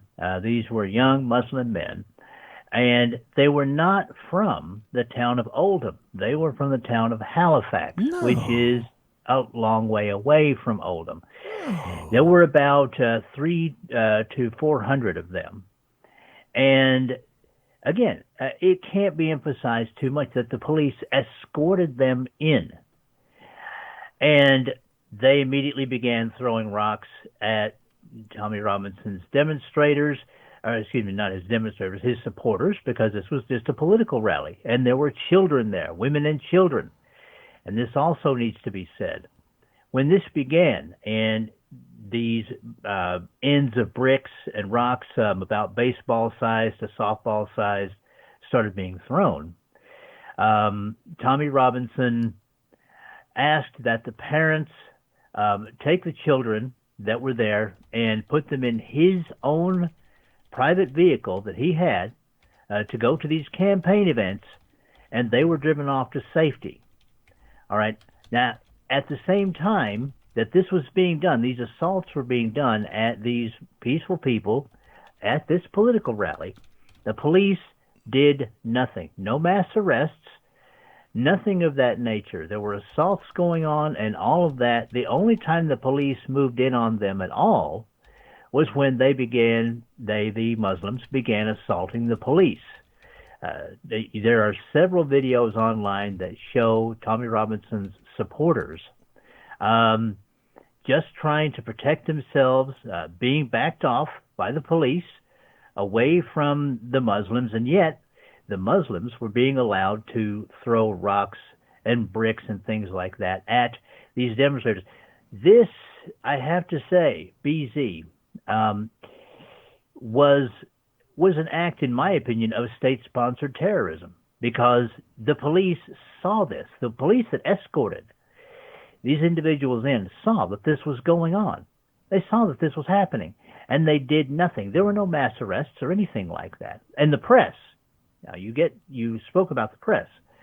The press characterized this as a riot that happened only because Tommy Robinson and his campaign came to town, and as you pointed out so rightly, Mr. Robinson's campaign made sure to avoid the city center of Oldham. They made sure to avoid areas that were predominantly Muslim. They went to a neighborhood that was predominantly non-Muslim, just so that they could avoid trouble. This evidently was not good enough.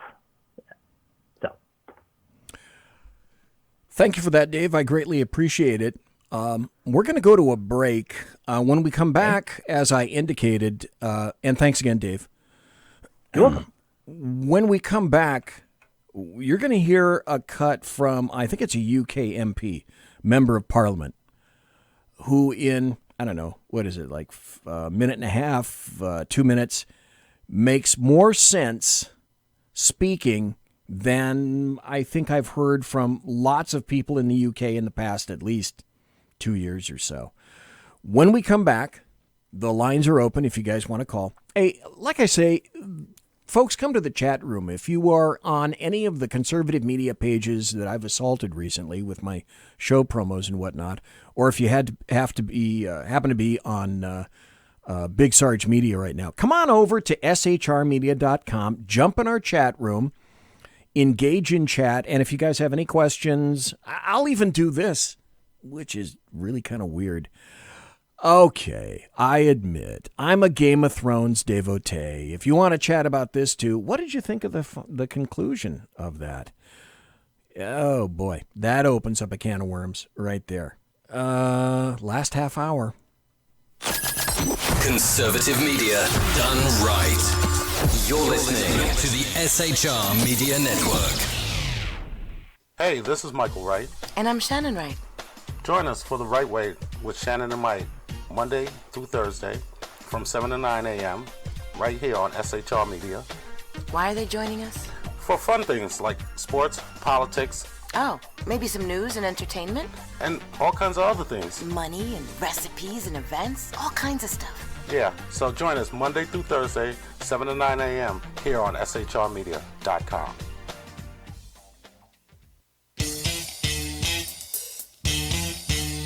From a public locker inside a dilapidated Long Island rail station comes a show designed to piss off liberals using truth, facts, and ridicule. The Lid Radio Show, featuring the conservative voice from the People's Republic of New York, the Lid himself, Jeff Dunitz. Tune in every Wednesday at 2 p.m. Eastern, 11 a.m. Pacific on the SHR Media Network. Go to shrmedia.com. At Lid Radio, we fight for the truth, justice, and a good kosher T-bone. If you don't listen, Hillary Clinton might sneak into your bedroom in her housecoat late at night and blame you for her election loss. It's the Lid Radio Show with Jeff Dunitz.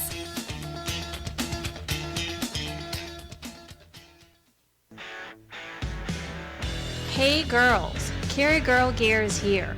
More and more women every day are concealed carrying, participating in competitive shooting, and getting firearms training.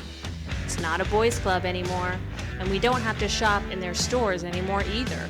Finally, a cool and unique clothing line just for women. Dope tees and hats for the patriotic concealed carry and 2A girl. So what are you waiting for? Go check out carrygirlgear.com today. It's your business diva here, Melanie Collette. I am inviting you to a front row seat as I discuss some of the most intriguing details of wealth and finance with today's movers and shakers in the world of business. Listen in and discover financial truths on a global, domestic, and household scale. Uncover topics that will impact your wallet today and in the future. Money Talk with Melanie airs Monday through Friday, 5 p.m. East, 2 p.m. West, right here on SHR Media and High Plains Pundit Talk Radio. You can't afford to miss it.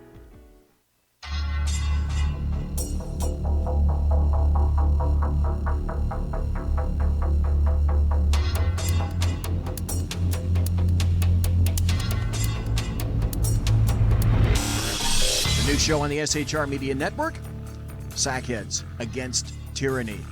On shrmedia.com. Go there quick like a bunny, 11 p.m. Eastern, 8 p.m. Pacific, every Wednesday. Live and direct on the SHR Media Network. shrmedia.com. Be there.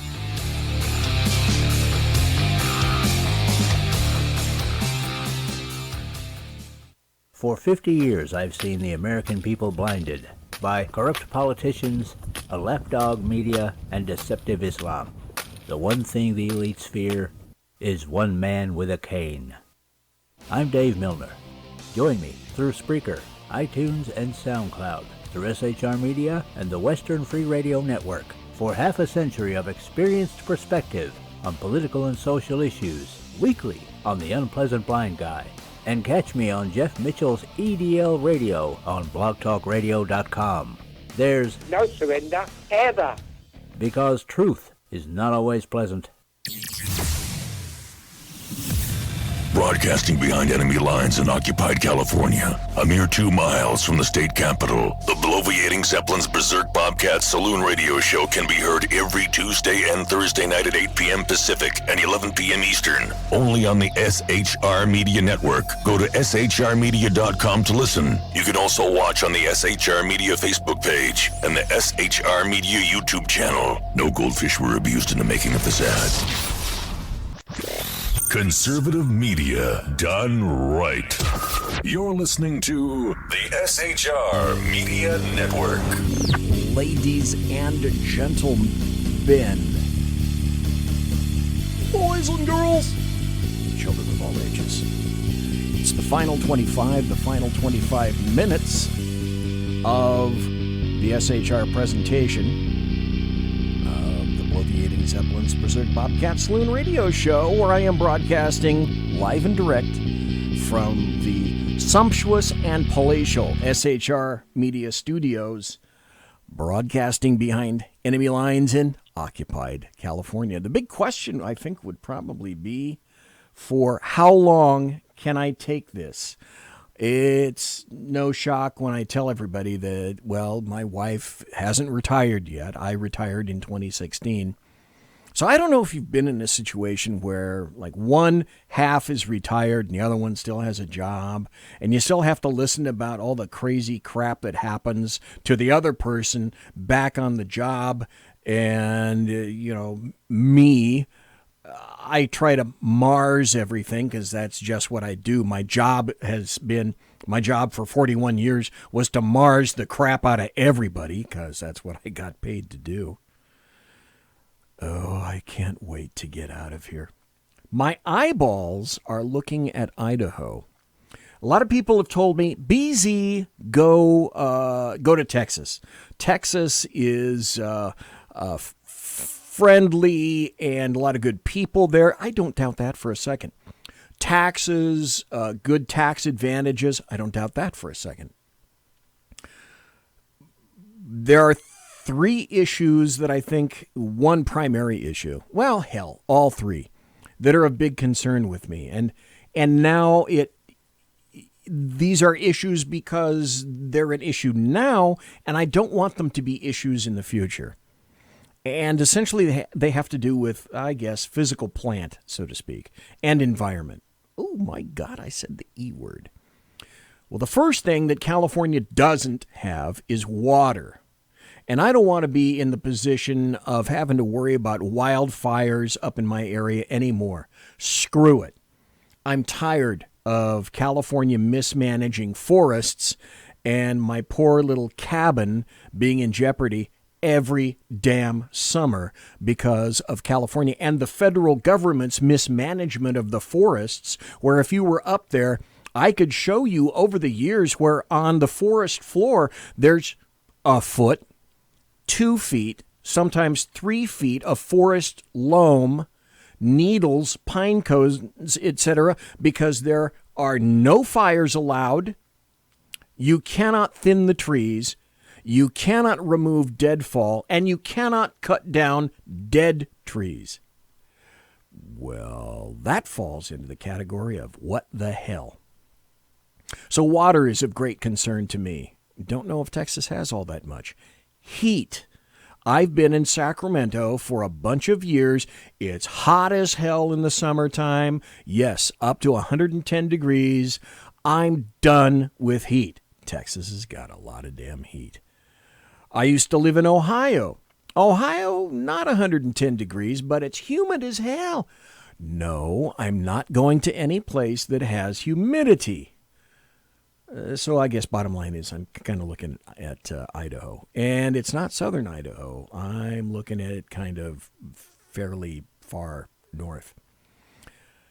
I came across this on Facebook, and it was so good, and this guy speaks so cogently and seriously, I had to play it here. This is a guy in the United Kingdom. I don't know how he got out of this room without being smacked on the back of the head. I find it difficult to understand that the American people voted for Donald Trump. Get over it, because he's President of the United States. And what I would say for all of us here, and this actually includes myself, is that we have to ask ourselves, why is it that people felt so left behind that they've made the democratic decisions that they've had, which we think we can't understand, some of us. How can you possibly vote for Brexit? How can you possibly vote for Donald Trump? And the fact is that the people have. These were the forgotten people. And just like we had the forgotten people in the United Kingdom, there are the forgotten people in the United States of America. Thank you. We may not like some of the things that he says, and I certainly don't like some of the things that he said in the past. But I do respect the fact that he stood on a platform, listen to this, which he is now delivering. He is going to go down in history as being roundly condemned for being the only politician to deliver on his promises. I know that we can all go back and talk. And that's true. Think about it. He has delivered on the bulk of his promises. I said I was already happy with Donald Trump, if he won and beat Hillary Clinton. Well, that happened, and I'd be happy if he made some good SCOTUS appointments. Well, it looks like that happened too. As far as I'm concerned now, everything else that he gives me on the back of his campaign promises, everything else is gravy. To the people that we know in our own little echo chambers, and that all we hear are the same things, but the fact is that there were 61 million people who voted for Donald Trump. And when we stand up in this country and then condemn him for being racist, and I've seen no evidence of that, I have seen no evidence of him being racist, True. Or that they attack him in an unseemly way, we're actually attacking the American people, the 61 million people who voted for Donald Trump. If they wanted more of the same, or the usual stuff, well, that was on the ballot paper. But they decided, by the majority of states on the Electoral College, as it works, that they wanted Donald Trump. Period. End of statement. Imagine that. What an amazing thing. What are we discovering, though? Oh, boy, I'm going to have to limit the stories I'm going to now. What does it turn out to be? I had Ron Edwards on the first hour. And folks, if you want to give me a call, give me a blast. 209-284-3210. Talk about anything, I don't care. 209-284-3210. That number in Russia is area code Tuvarich, Ekam Spirit 220. No, the number, Dave asks in chat, which MP was that? I don't have that. It came out of Facebook. And, oh gosh, all it says is, listen to this again. Let me see if I can find that for you. Nope, not finding it. It just came out of Sure News. And if you find it, it'll be kind of under this header, This Guy Gets It. So if you go UK MP, This Guy Gets It, you'll probably find and locate that video. Flip me the soundbite over Twitter, please. If you can. Oh, by the way, Dave, thanks for your promo. I appreciate that. That's going to be going in the new promo pack.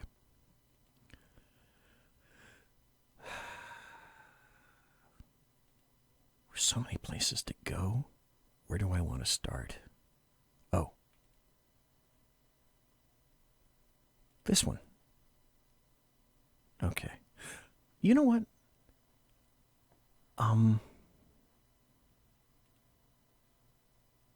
This is a great article. I'll get to the other stuff in just a second. But this is so cool. I want to start out with this first. It's time for happy stories and good times. This is from boredpanda.com.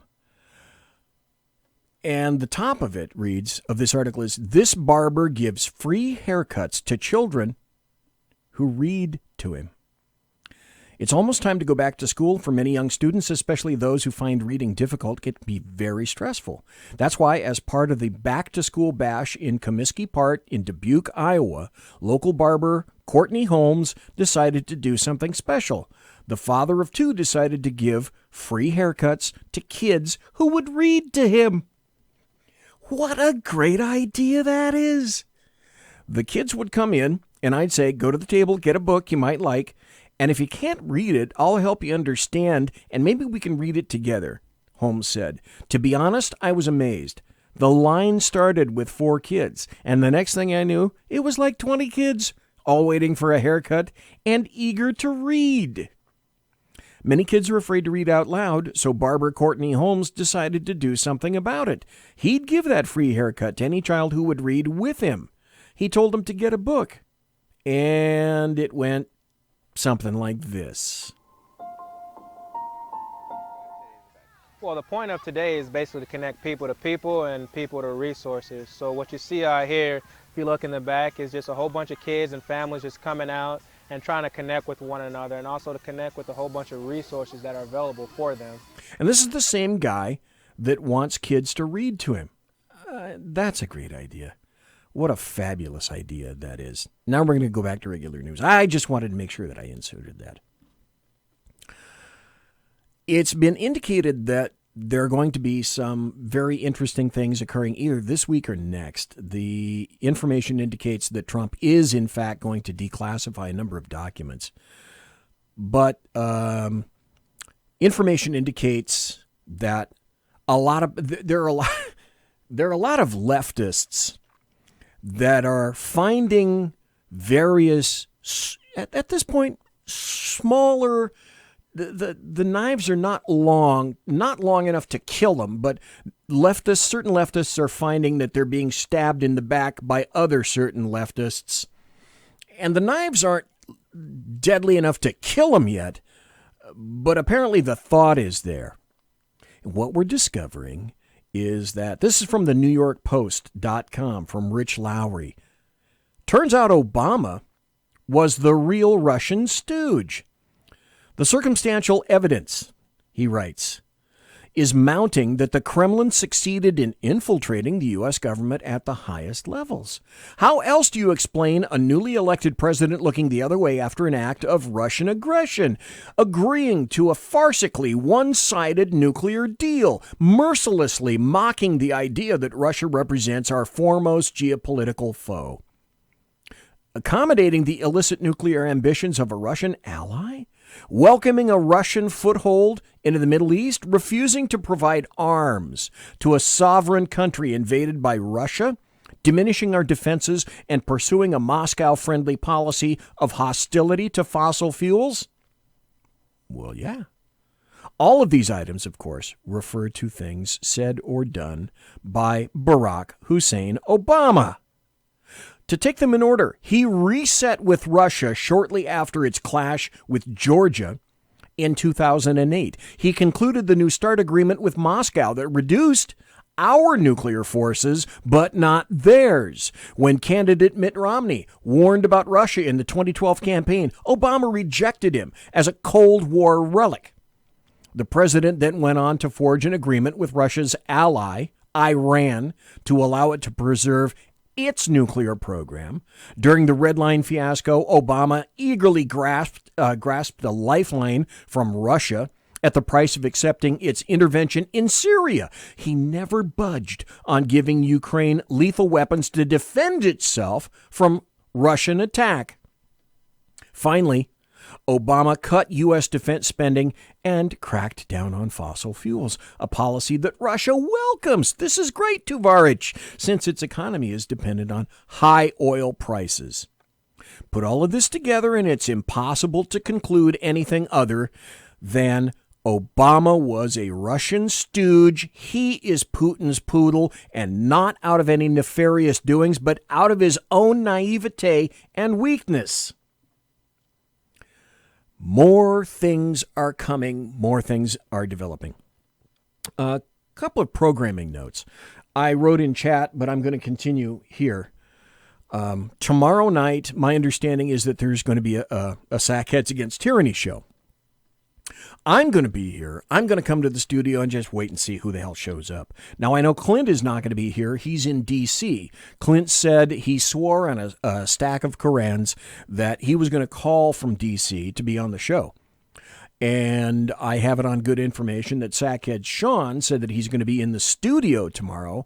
And so we may have the band back together again tomorrow night, where we've got all three, Sackhead Sean, Sackhead's Clint over the teleolophone, and BZ running Jan Board, Mark 1, Model 1, right over there to the left. So you may have one of the last actual Sackheads shows tomorrow night. The other thing I want to tell you about Thursday, and I just arranged it today, I may as well tell you. What the hell? I've got nothing to lose. I'm going to have Shannon Wright on Thursday night. She has agreed to be on. Now, this is Shannon Wright of SHR's very own early morning show, the Shannon and Mike Show, The Right Way with Shannon and Mike. And they're a great morning show. Pour yourself a cup of coffee, get yourself going, and they'll give you all sorts of stuff. They'll give you some news, some culture stuff, just you name it. They cover the waterfront, so to speak. But I'm not going to be talking about the waterfront, and I'm not going to be talking to Mike. I'm going to be talking to Shannon Wright on Thursday, first thing out of the box. Now, if she wants to give me an hour, that's fine. If she wants to give me a half hour, 15 minutes, 5 minutes, that's fine. But the reason I wanted, when I found this out, I want to have her on the show Thursday because Shannon Wright, and I'm not speaking out of turn now, I discovered, because I asked her if I could say this. Shannon Wright is going to be running for mayor of Baltimore. So I invited Shannon Wright to be on the show, and if she makes mayor, well, unfortunately, it appears we're not going to have The Right Way early in the morning with Shannon and Mike. It may be The Right Way with Mike, because Shannon might be a little busy with managing the city of Baltimore. But if that's not one of the coolest things that you've heard in quite some time, that Shannon Wright from our very own SHR Media is running for the mayor of Baltimore, well, wait, tune in. Thursday night, 8 p.m. Pacific, 11 p.m. Eastern. I'm not going to pre-record this. She's going to be here live. If you have any questions, hey, let us know. Be in the chat room. This is going to be great. I told her I can't believe how excited I am for her. This could potentially be very great. And I'm going to have a ton of questions for her. I'm going to ask her platform, why, all the questions that you would customarily ask somebody who's running for a political office. Why you? Why now? What do you think you can do for the city of Baltimore? And are you going to run it? Pretty much. Like every other leftist that's come before you, the answer to that, I'm pretty sure, is going to be not just no, but heck no, not going to happen. So you want to find out what the potential new mayor of Baltimore, what she's like, what she thinks, what she'd like to see for the city of Baltimore. You got to be right here. No other place. Thursday night, this Thursday, BZ's Berserk Bobcat Saloon, 11 p.m. Eastern, 8 p.m. Pacific. We're going to talk to Shannon Wright, who has put her hat into the mix for the race for the mayor of Baltimore. I could potentially be talking like the first person that's really done an in-depth interview of the potential new mayor of Baltimore. I wish her the best. God bless you, Shannon. That could be so incredible. But do you not think, however, that that's endemic of a change in the air? Do you not? And that's what I wanted to ask Ron Edwards about. It looks like I'm not going to get to the rest of my stories, because now I'm just going to get pedantic and stand on my platform, because it's my damn show. Do you not think that something fairly tumultuous is going to occur in 2019? And like I say, you can still call if you want. 209-284-3210. Anybody. Bueller. Do you not think that something tumultuous, I can't say cataclysmic, but something very significant is in the air? I feel it. I sense it. My spidey sense is tingling.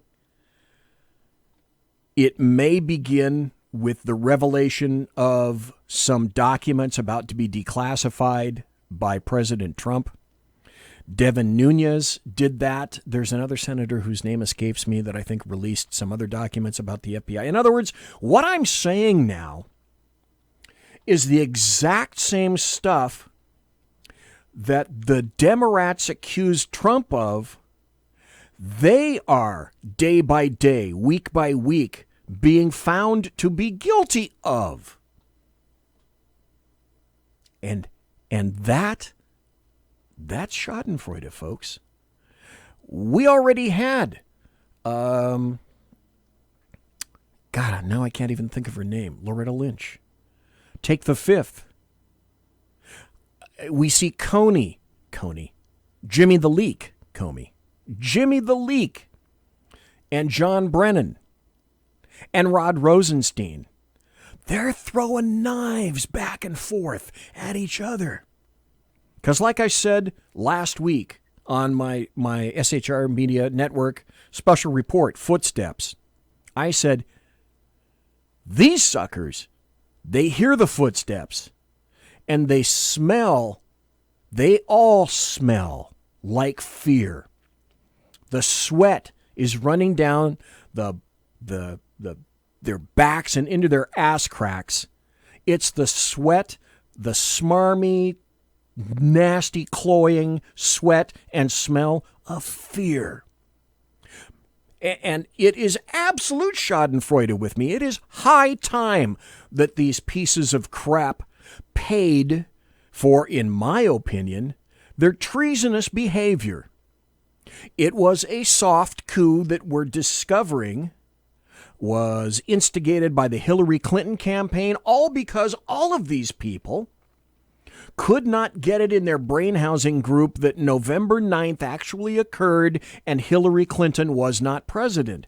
She bought it as the Hillary Clinton DNC FBI bought and paid for dossier that was shipped into an affidavit submitted to a FISA court predicated but upon lies, and day by day and week by week we are discovering that the FBI knew about it, the CIA knew about it, the NSA knew about it, and aren't these the same cockbites that told us all along, all last year and the year before, that the 17 intelligence agencies, yeah, to include Coast Guard intelligence, like they give a crap about Donald Trump, that they all agree Trump-Russia collusion. Mueller? No. Can't prove it. Didn't see any. Didn't exist.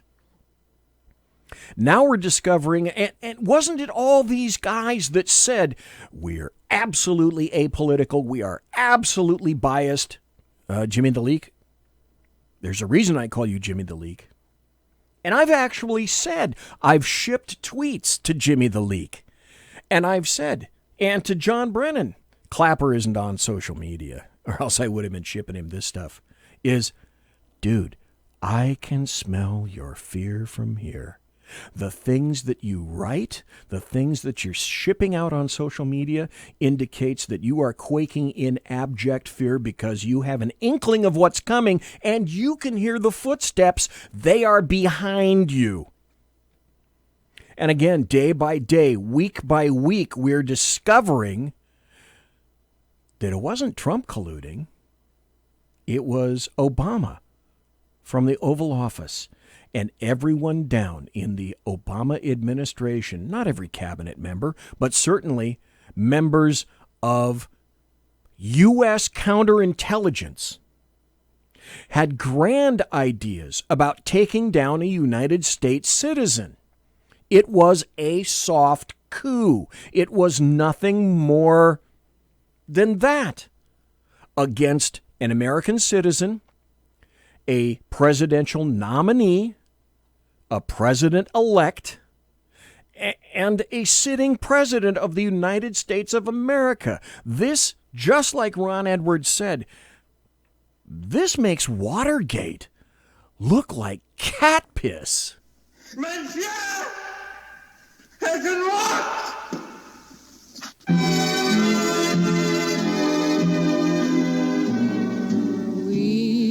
Ladies and gentlemen, boys and girls, children of all ages, thanks for listening to the Bloviating Zeppelin's Berserk Bobcat Saloon live and direct on the SHR Media Network. If you want to contact me, you can find me on Twitter at BZEP, at BZEP, on my blog at bloviatingzeppelin.net. Thanks to Big Sarge Media for simulcasting my show. Promotional consideration is by the Lockheed Martin Skunk Works and also the Boeing Company, who I'm still supporting, because if it ain't Boeing, I ain't going. And also by Pratt & Whitney Engines Thrust. You can trust. Tiaras are by My Little Pony. Also thanks to my personal KC-135 Kettle One refueling team, with whom I shall be consorting in less than an hour. Thanks to each and every one of you for listening and being in chat tonight. Thanks for listening live. Thanks for listening in podcast. Shat Show or Sackheads tomorrow. Shannon Wright, potential mayor of Baltimore, on Thursday. An SHR Media special report. I tell you about the GWIC on Thursday night. The global warming industrial complex. They want your cash. Don't give it to them. God bless, take care, be safe. Everybody quiet down now and get some sleep. Good night, everybody. Good night, Mama. Good night, Ben. Good night, everyone. Good night, Mama. Good night, Daddy. Good night, children. Good night, Daddy. Good night, Elizabeth. Good night, John Boy. Good night, Jim Bob. Good night, Jim Bob. Good night, Jim Bob. What's going on? I was asleep. What's everybody doing? Good night, Jim Bob.